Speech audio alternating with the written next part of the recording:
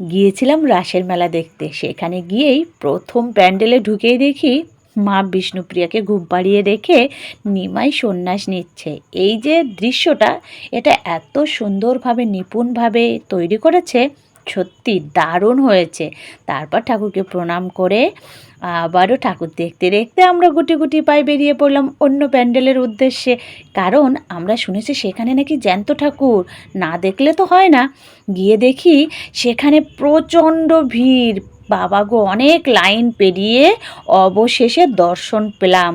এই যে ভোলানাথকে দেখতে পাচ্ছ, মা যশোদা কোলে নিয়ে আছে শ্রীকৃষ্ণকে, নিমাই, সবাই এখানে, সব ঠাকুরগুলোই জ্যান্ত। শুধুমাত্র এটাই, এই রাধাকৃষ্ণের ফটোটাই হলো, মূর্তিটাই হলো গিয়ে মাটির তৈরি। আর এই যে সব ঠাকুরগুলোই দেখতে পাচ্ছ, সব কিছুই হলো জ্যান্ত, সবাই জ্যান্ত ঠাকুর।